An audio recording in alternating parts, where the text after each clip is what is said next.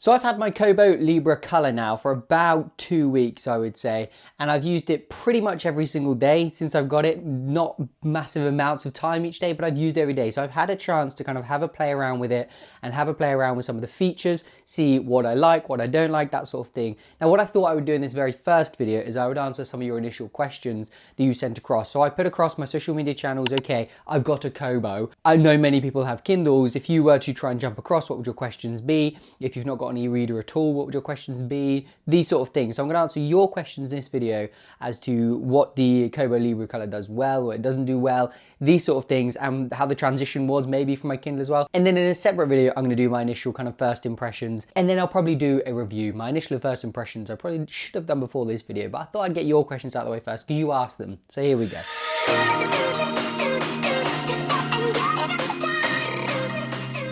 So one of the first questions I received was, how does it look? Kind of, how's the color? Because it's a color, the Libra Colour specifically is a color e-ink screen. When the Color Soft Kindle came out, there were lots of conversations about the fact they didn't pop quite as much as just a general e-ink screen, that sort of thing. Sam48Bell over onto X basically asked this. He says, how does it look? I've heard it isn't as clear as a black and white Kobo and can be slightly slow. I read a review that said it was grainy. I've had a Kobo for many years and currently have a Former. Have looked at the coloured ones but have been put off by reviews. So in general, I think it looks fine. I get the point. There is a comparison, a direct comparison you can do with a regular e-ink screen, and the e-ink screen is the darks are much more darker and the lights are much more lighter, and it's that simple really. But I never look at this and think, oh, it doesn't look quite clear, it doesn't look quite right. I've never looked at it and thought that. It's bright, you don't need to worry about it not being bright.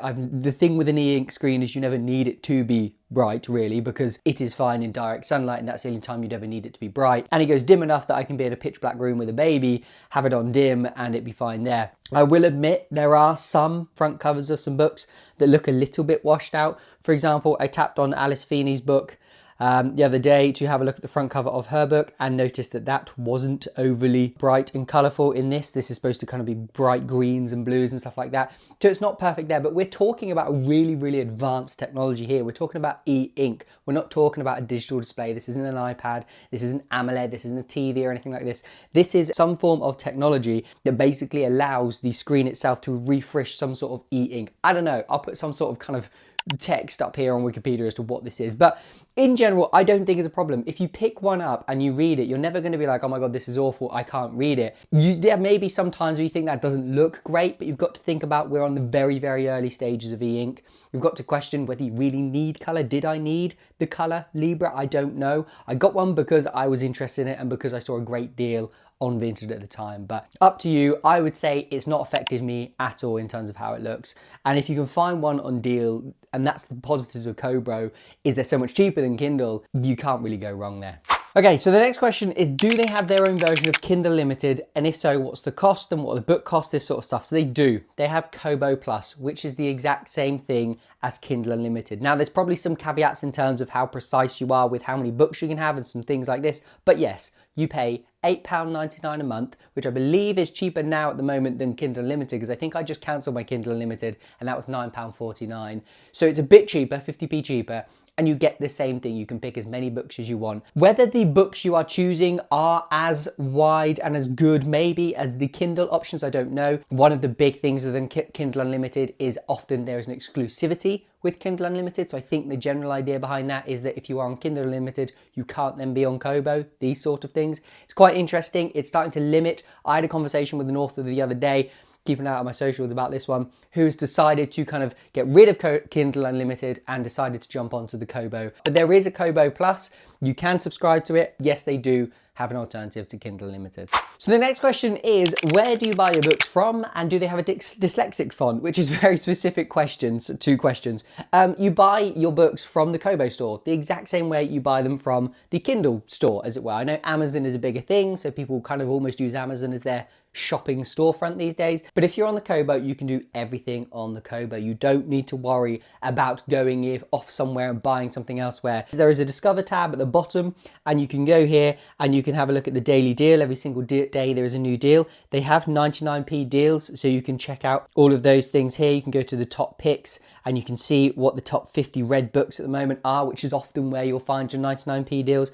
So you can spend plenty of time finding brand new books in it. And these are big books. We're not talking, oh, because it's not Amazon, you're not getting massive books. No, you will still get some massive names in here. And pretty much every book I have looked for that I wanted to read has been on Kobo. I've not yet found a book that's not on Kobo, especially if it's a big seller in any way, really. It'll be on Kobo. So yeah, you buy your books directly on the Kobo, or there is a Kobo app on your phone which you can do, and you can do the whole same thing as you can do with Kindle. You can go and read it on your phone, your iPad, your laptop, or your Kobo, anything like that. And there's a bookstore there that you can do it. And the same with audiobooks, and you can listen to audiobooks directly on the Kobos as well if you stick in some Bluetooth headphones. There is also a dyslexic font. If you go into your books and then you click on a book, you can go into the appearance at the top, click on the A, and there is a publisher default, and then there is the open dyslexic font. So you can read in the dyslexic font if you require that to do so. There is also an option for the default publishers option, which I've stuck mine all to at the moment because I just like it to be read the way that the publisher intended it to be read. Also, it'd be interesting to know, and I've not looked into this, Amazon, one of their fonts has been scientifically proven to be the easiest to read for those that just read regularly and don't have dyslexia.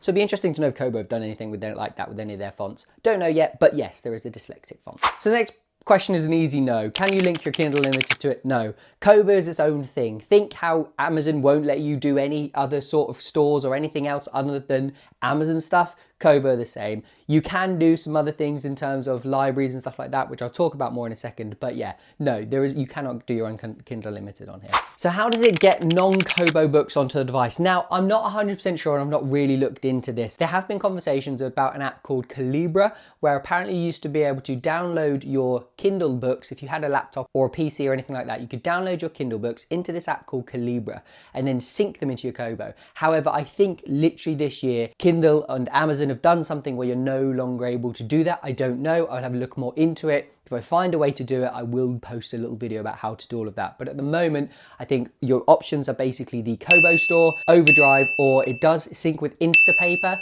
which is a place where you can save articles that you've read online to read later, and you can sync with those. So they're essentially the 3 different ways that you can read things on your Kobo. So this next question is absolutely filled with different questions. So I'm going to try and go through them individually. How do you borrow Libby books on it? So this one's really, really easy. I've not actually set mine up yet because I didn't know my library pin. I need to find my library pin, but you go into the Discover tab at the bottom, and there is an Overdrive tab at the top, and you sync in your library card and you sync in your pin, and you can borrow Libby books straight away. And what's great from my understanding is that if you borrowed them on your phone, which is how a lot of people do borrow a lot of the Libby stuff because it was initially an app, it will then sync to your Kobo as well. So everything you borrowed in here, and you can borrow audiobooks and you can borrow ebooks. So yes, borrowing stuff from the library is vastly better on here than it is at the moment on a Kindle. It does have a warm light, so what it does is it doesn't have an automatic warm light, but what it does do is it sets a specific time, and what that will allow you to do is it allows you to go into a kind of more yellow looking screen. And you also have a bedtime, which is when it will then dim everything and make everything vastly more yellow. So you do have a warm light setting, yes. What's the battery life like? So that's quite an interesting one. So I don't know how to really grasp what the battery life is like. I'll put what Kobo claims this can do just below me here. But what I've got is I am at 44%, and I've had this for 2 weeks now. Now, I've not read it a vast amount. I will admit I've not been reading this constantly. I don't think it came with 100. I think I got it on like 85% or something like that. So the battery life is solid. You won't need to worry about picking this up and charging this every day, or even probably once a week, unless you're reading this solidly all the time at full brightness, 12 hours a day or something like that. I think you'll be fine. Also, it charges on USB-C, which everybody at this point is using to charge phones and devices and everything that comes over from China. So yeah, it's a good battery life.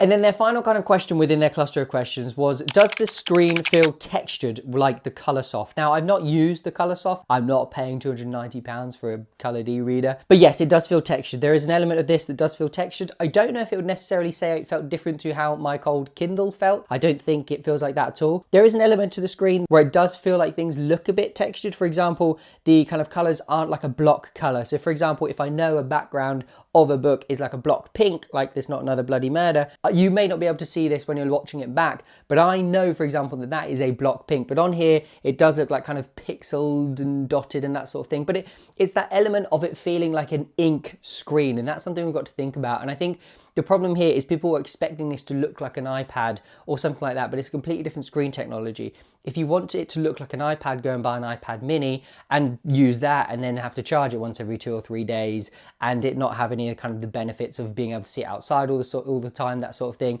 loads of notifications, just a little bit more difficult. But if you want an e-reader and you want a color e-reader, this does do color. I've not tried any manga or anything on the kind of color elements of it yet. I may be looking into doing that to see how good the color is, if people are interested in how good the color is. But for now, I wouldn't say I would notice any kind of texturing or anything like that that's putting me off anyway. It's not like I'm sitting here going, God, that's just really icky. The colors don't pop, don't get me wrong. This isn't, like, as I said, an AMOLED screen. I'm not looking here going, wow, that looks impressive. But I had my brother around the other day and he was really impressed with the technology, and he's a really big nerd. So yeah, that's basically the answer to that question, if that helps.